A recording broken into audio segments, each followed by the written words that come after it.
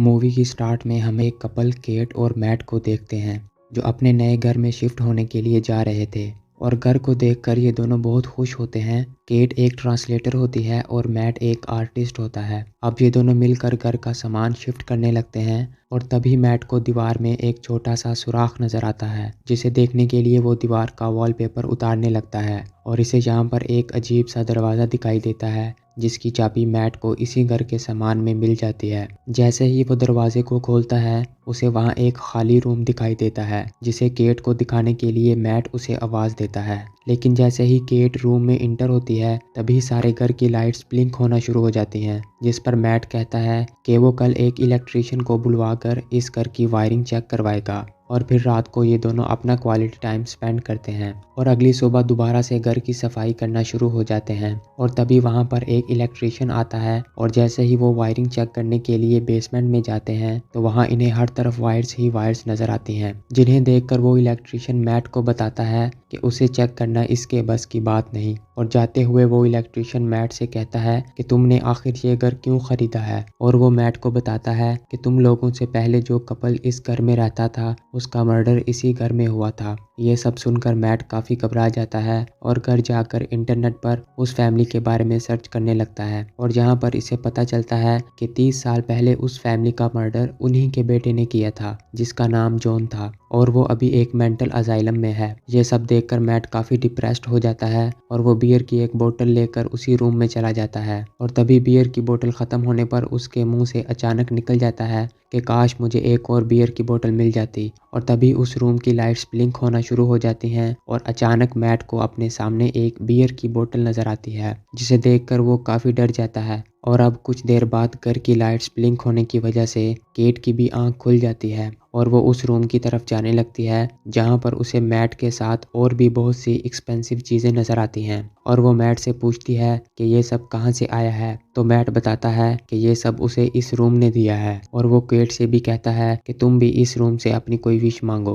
पहले तो केट को ये सब एक मजाक लगता है, लेकिन मैट के कहने पर केट मान जाती है और वो $1 मिलियन की विश करती है। और तभी उसकी ये विश पूरी भी हो जाती है और उसके सामने $1 मिलियन आ जाते हैं, जिन्हें देखकर केट काफ़ी घबरा जाती है, जिस पर मैट उसे समझाता है कि इसमें डरने वाली कोई बात नहीं है। और अब वो दोनों एक के बाद एक बहुत सी कीमती चीज़ों की विशेस मांगते हैं और ये रूम उनकी ये सभी विशेस को पूरा भी करता है। और ऐसे ही इन्होंने अगले कुछ दिन इस रूम से बहुत सी विशेस मांगी। कभी वो इनसे एक्सपेंसिव ड्रेस मांगते तो कभी बहुत सारे पैसे। और अब इन्होंने अगले कुछ दिन काफ़ी इंजॉय किया, पर कुछ दिन गुजरने के बाद केट काफ़ी अपसेट नज़र आती है। दरअसल केट को एक बच्चा चाहिए होता है, लेकिन 2 बार इसका पहले मिसकैरेज हो चुका था, जिस पर मैट उसे समझाता है कि वह बच्चे के लिए दोबारा कोशिश करेंगे। लेकिन केट ऐसा करने से इनकार कर देती है क्योंकि उसे डर था कि कहीं दोबारा से इसका मिसकैरेज ना हो जाए, जिससे गुस्सा होकर मैट घर से बाहर चला जाता है। और अब केट के दिमाग में एक ख्याल आता है कि क्यों ना वो बच्चे के लिए इसी रूम से विश मांग ले। और अब वो रूम में चली जाती है और जब मैट कुछ देर बाद घर वापस आता है तो वो केट के साथ वहाँ पर एक बच्चे को भी देखता है,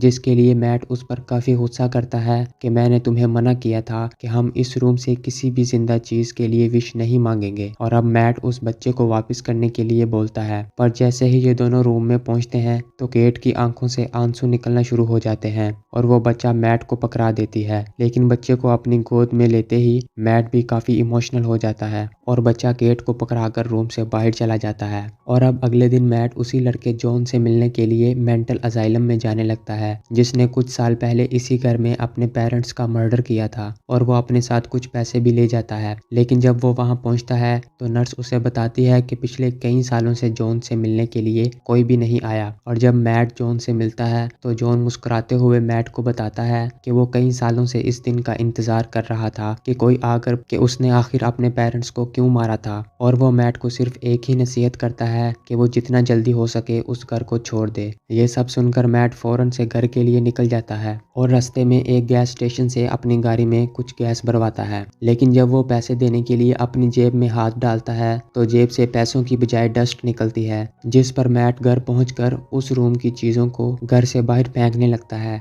जिससे वो सभी चीजें राख में बदल जाती हैं। और अब मैट उस रूम की सच्चाई जानने के लिए उसे तोड़ने लगता है, लेकिन लेकिन मैट को इस रूम में वायर्स के सिवा कुछ भी नहीं मिलता। और यहाँ केट बच्चे को लेकर घर से बाहर जाने लगती है, जिस पर मैट उसे मना करता है, लेकिन केट उसकी बात नहीं मानती और बच्चे को लेकर बाहर चली जाती है। लेकिन जैसे ही वो बच्चे को लेकर बाहर जाती है, उस बच्चे की स्किन अचानक जलने लगती है और वो जोर जोर से रोने लगता है, जिस पर केट घबरा कर मैट को आवाज लगाती है और मैट जल्दी से बाहर आकर उस बच्चे को लेकर घर के अंदर आ जाता है। लेकिन अब वो देखते हैं कि वो बच्चा काफी बड़ा हो गया था। ये देखकर ये दोनों काफी हैरान होते हैं और अब मैट केट को बताता है कि वो रूम हमारी हर विश को पूरा तो करता है, पर उसकी एक शर्त है कि हम उस रूम से किसी भी चीज को घर से बाहर नहीं लेकर जा सकते, और अगर हम ऐसा करेंगे तो वो चीज राख में बदल जाएगी। ये सुनकर केट को काफी दुख होता है, पर वो मैट से कहती है कि मेरा बच्चा कोई चीज नहीं है। और अब कुछ दिन गुजरने के बाद हम देखते हैं कि केट उस बच्चे के साथ काफी घुल मिल जाती है और वो उस बच्चे को अपना असली बच्चा समझने लगती है और वो उसका नाम शेन रखती है। लेकिन एक दिन शेन बाहर जाने के लिए काफी जिद करता है, जिस पर केट उसे बताती है कि बाहर बहुत से खतरनाक जर्म्स हैं जो इसे नुकसान पहुंचा सकते हैं, इसलिए वो उसे बाहर नहीं जाने दे सकती। और तभी वो बाहर एक पार्सल वाले को देखती है जो मैट का एक पार्सल लेकर आया था, जिसे लेकर केट मैट को दे देती है, जिसमें एक गन होती है। और अब शेन मौका देखकर घर से बाहर जाने की कोशिश करता है, लेकिन तभी केट उसे देख लेती है और उसे पकड़कर दरवाजा बंद कर देती है। और फिर अगले दिन केट और मैट घर की सभी खिड़कियों को बंद करना शुरू कर देते हैं ताकि शेन घर से बाहर ना जा सके।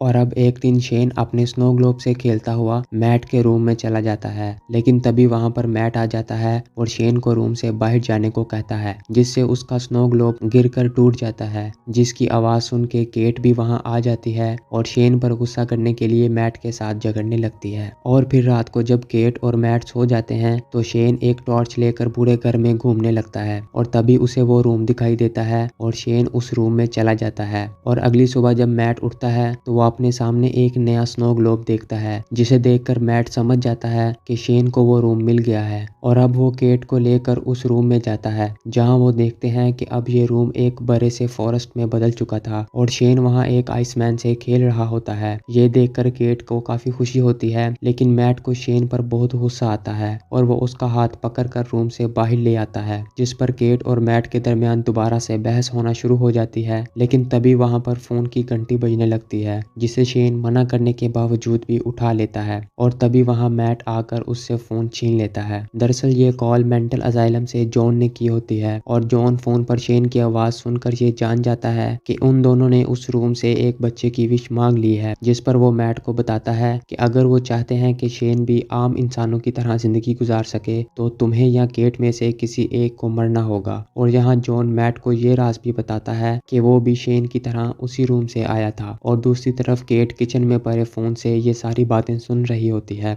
जिसे सुनकर केट को काफी बुरा लगता है और वो गाड़ी लेकर वहां से चली जाती है और खुद को मारने के लिए काफी तेजी से ड्राइव करना शुरू कर देती है। लेकिन वो ऐसा नहीं कर पाती और यहाँ घर पर शेन मैट से पूछता है कि मॉम आखिरकार कब तक आएंगी, जिस पर मैट को शेन पर काफी गुस्सा आता है और वो इसे सच बता देता है कि केट इसकी असली मॉम नहीं है और ना ही वो एक असली बच्चा है। और मैट इसे ये भी बताता है कि जैसे ही वो इस घर से बाहर निकलेगा तो वो कुछ ही मिनटों में राख में बदल जाएगा। और फिर वो इसे घर से बाहर भी जाने को कहता है, पर शेन इस सब से काफी डर जाता है और भागकर अपने रूम में चला जाता है। लेकिन कुछ देर बाद मैट को एहसास होता है कि उसने शेन के साथ अच्छा नहीं किया, जिस वजह से वो शेन के पास जाता है और इस पर गुस्सा करने के लिए उससे माफी मांगता है। और अब कुछ देर बाद जब केट घर वापस आती है तो वो मैट और शेन को एक साथ देखकर बहुत खुश होती है। और फिर उसी रात जब केट और मैट इंटीमेट हो रहे होते हैं तो दरवाजे से शेन उन्हें देख रहा होता है और ये देखकर शेन के अंदर अपनी मॉम के लिए फीलिंग्स उभरने लगती हैं। और फिर अगली सुबह शेन अपनी मॉम की पॉकेट से दरवाजे की चाबी लेकर चला जाता है और जब ये दोनों उठते हैं तो बाहर के दरवाजे को खुला देखकर समझ जाते हैं कि जरूर शेन घर से बाहर चला गया होगा। लेकिन तभी हम घर की दूसरी तरफ शेन को देखते हैं जो अब एक 18 साल के लड़के में बदल चुका था और वो मैट को मारने के लिए उस पर गन पॉइंट कर देता है। लेकिन केट उसे समझाने लगती है और तभी मैट शेन पर हमला कर देता है, जिससे केट बेहोश हो जाती है। और जब कुछ देर बाद केट को होश आता है तो वो मैट से पूछती है कि शेन कहाँ है, जिस पर मैट उसे बताता है कि उस हाथापाई में गोली लगने की वजह से वो मर गया है। ये सुनकर केट को बहुत दुख होता है और वो परेशान होकर घर से बाहर चली जाती है, पर मैट उसे समझाकर घर के अंदर ले आता है। और अब केट उसे बताती है कि वो अब इस घर में नहीं रह सकती, जिस पर मैट उसे कहता है कि वो इसके अलावा और जा भी कहाँ सकते हैं। ये सुनकर केट को मैट पर शक होने लगता है और जल्द ही उसे पता चल जाता है कि ये मैट नहीं बल्कि शेन ही है। और वहाँ दूसरी तरफ असली मैट को होश आ जाता है और वो पूरे घर में केट को ढूंढने लगता है।